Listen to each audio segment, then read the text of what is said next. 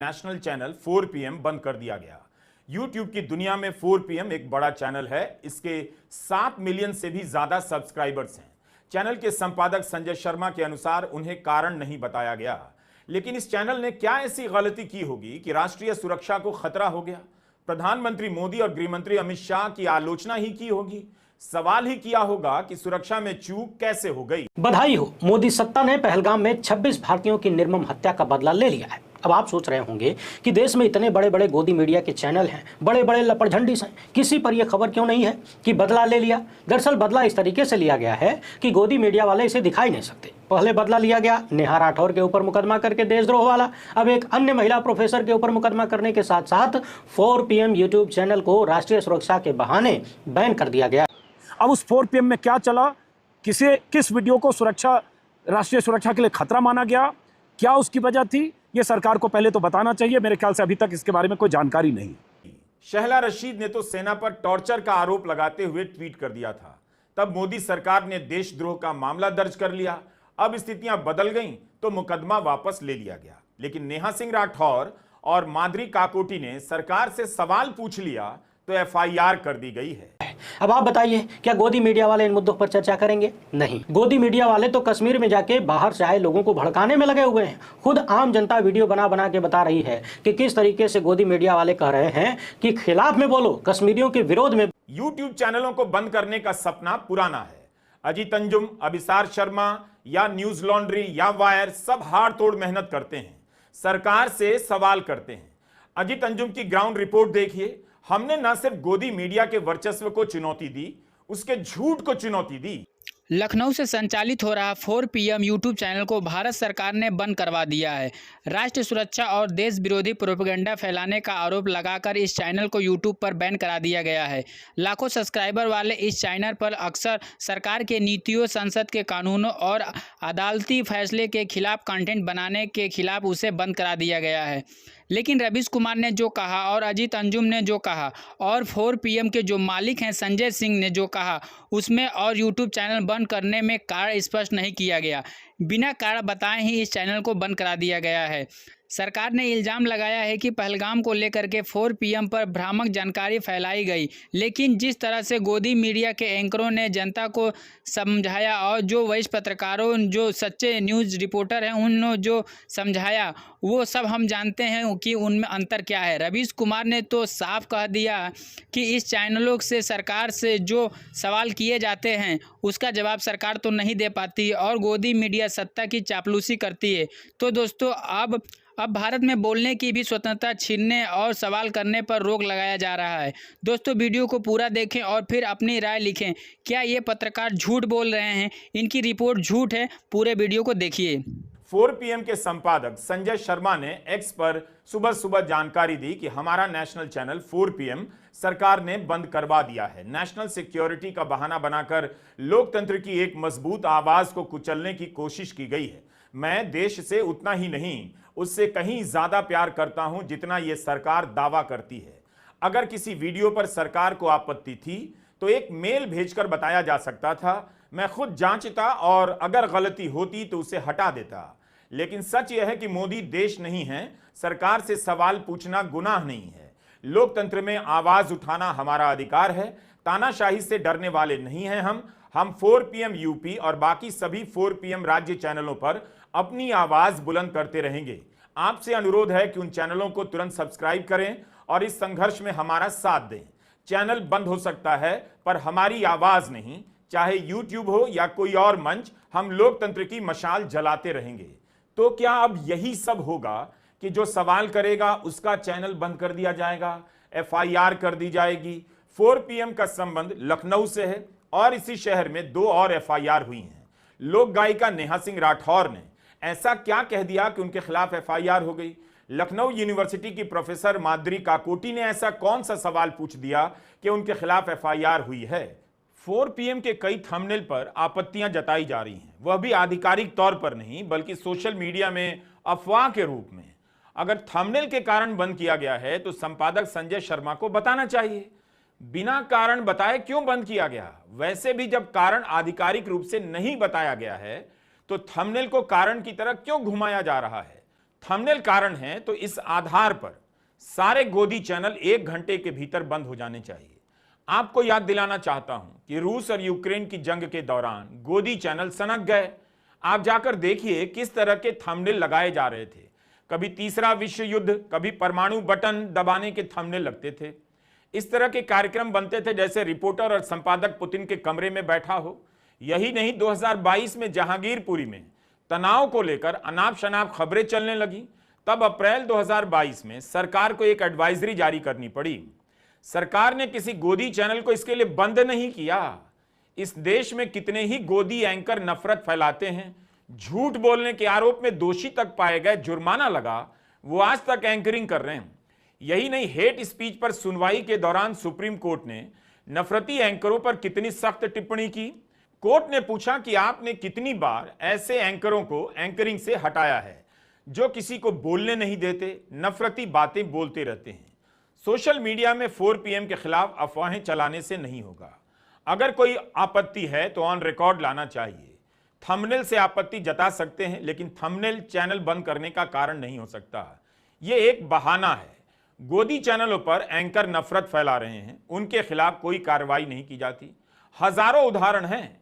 पाकिस्तानी मेहमान आकर सेनाध्यक्ष का अपमान कर रहे हैं। भारत के सेनाध्यक्ष का बीजेपी के प्रवक्ता भी उसी फ्रेम में बैठे हुए हैं। क्या वो पत्रकारिता है? उससे सरकार को आपत्ति नहीं।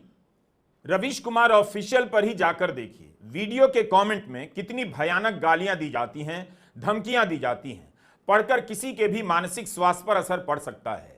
इन गाली देने वालों को तो किसी ने नहीं कहा कि मां बहन की गाली देने वाले एक लोकतांत्रिक समाज की सुरक्षा के लिए खतरा है। क्या देश यह चाहता है कि केवल गाली देने वाले, झूठ बोलने वाले ही रहें? इन्हें चुनौती देने वालों का मुंह बंद कर दिया जाए, रोजगार इनसे छीन लिया जाए। अगर इस तरह से YouTube चैनल बंद किए जाएंगे तब तो फिर आम आदमी डरपोक हो जाएगा। कितनी मुश्किल से इस देश की जनता 200 साल की गुलामी से निकली है। कितने लोगों ने उसे निकालने के लिए कुर्बानी दी। क्या बोलने की उस आजादी पर इस तरह से हमला किया जाएगा? YouTube चैनलों को बंद करने का सपना पुराना है। अजीत अंजुम, अभिसार शर्मा या न्यूज लॉन्ड्री या वायर सब हाड़ तोड़ मेहनत करते हैं, सरकार से सवाल करते हैं। अजीत अंजुम की ग्राउंड रिपोर्ट देखिए। हमने न सिर्फ गोदी मीडिया के वर्चस्व को चुनौती दी, उसके झूठ को चुनौती दी, बल्कि छोटे से दायरे में कुछ लोगों को अच्छी सैलरी की नौकरी भी दी है। वो सरकार अगर राष्ट्रीय सुरक्षा के नाम पर इन चैनलों को बंद करा रही है, बंद कर देने का तलवार लटकाए रखना चाहती है, उस सरकार की आत्मा लगता है बदल गई है। उस सरकार के मुखिया भले कहते हो कि आलोचना लोकतंत्र की आत्मा है, लेकिन इस आत्मा को जिंदा कौन रखे हुए है? गोदी मीडिया नहीं, हमारे जैसे चैनल और पत्रकार। इतने बड़े देश में गिनती के 25-50 ही ऐसे पत्रकार रह गए हैं। हाउसिंग सोसाइटी के अंकिलों के पास अब कोई जवाब बचा नहीं है। भीड़ के दम पर सवालों को दबा रहे हैं। हर दिन समर्थक झूठ के आगे हार रहे हैं। बौखला गए हैं कि इन चंद लोगों की वजह से हमारा झूठ अब सोसाइटी में भी चल नहीं पा रहा। जनता को सच दिखने लगा है। घंटों मेहनत से तैयार किए गए हमारे वीडियो से सरकार और उसके समर्थकों में हताशा पैदा होने लगी है। उनका आत्मविश्वास कमजोर पड़ रहा है। अब उनके पास एक ही रास्ता है कि इन चैनलों को किसी भी तरह से बंद करवा दिया जाए। इस तरह से आर्थिक प्रतिबंधों के घेरे में हम सब जी रहे हैं। किस बात के लिए? कि हम सही सवाल कर देते हैं। जनता ने गोदी चैनलों को नकार दिया है। जनता देखना नहीं चाहती है। उनके झूठ को नकार दिया पब्लिक ने, तो सरकार को दिक्कत हो रही होगी। राष्ट्रीय सुरक्षा के नाम पर हम चैनलों को बंद करने का अवसर खोजती होगी। हर दिन हम यूट्यूबर पर तलवार लटकी रहती है।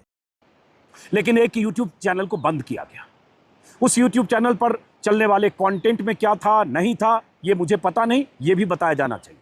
और अगर किसी यूट्यूब के किसी कंटेंट से प्रॉब्लम है तो उस कंटेंट पर क्या प्रॉब्लम है ये भी बताना चाहिए और उस वीडियो को हटाने का निर्देश भी दिया जा सकता है। मैं ये मानता हूं कि जब देश आतंक के मुद्दे पर एक बड़ी लड़ाई लड़ने की तैयारी कर रहा हो, जब पाकिस्तान के सामने भारत के सिपाही, भारत के सैनिक, भारत के जाबाज, भारत के सुरक्षाकर्मी अपनी सरहदों की हिफाजत करते हुए आतंकियों की तलाश कर रहे हो, जब सरकार पूरी मुस्तैदी के साथ उन आतंकियों को उनके किए की सजा देने की तैयारी कर रही हो, तब हम सबको सचेत और संजीदा होना चाहिए। लेकिन क्या सवाल नहीं पूछना चाहिए?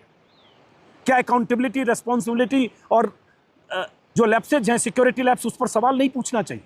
तो क्या वजह रही कि एक यूट्यूब चैनल को बंद कर दिया? कुछ लोग कह रहे हैं कि उसके थंबनेल्स में कुछ प्रॉब्लम थी, लेकिन अगर थंबनेल्स में प्रॉब्लम थी तो क्या इतनी बड़ी वजह हो गई कि यूट्यूब चैनल को बंद कर दिया गया? और इस आधार पर देखें तो आपको पता है कि बीते 10 सालों से देश में जो चैनल चल रहे हैं, राष्ट्रीय चैनल, नेशनल चैनल्स, उन चैनल्स पर किस तरह का एजेंडा, किस तरह का नफरती एजेंडा, किस तरह का दुष्प्रचार, किस तरह की फेक खबरें चलाई गई है। कितनी बार ये सवाल सुप्रीम कोर्ट से लेकर हर जगह ये सवाल उठे, लेकिन किसी चैनल के खिलाफ इस तरह की कोई कार्रवाई आज तक सरकार ने की है क्या? किसी एंकर के खिलाफ कोई कार्रवाई की है? नहीं की। लेकिन अब कहा जा रहा है यूट्यूब पर सरकार की नजर है। इसलिए मुझे लोगों ने नसीहत भी दी, चेतावनी भी दी। और जब ये चेतावनी मुझ तक आई, तब तक मैं एक वीडियो रिकॉर्ड कर चुका था, उसका एडिट कर रहा था।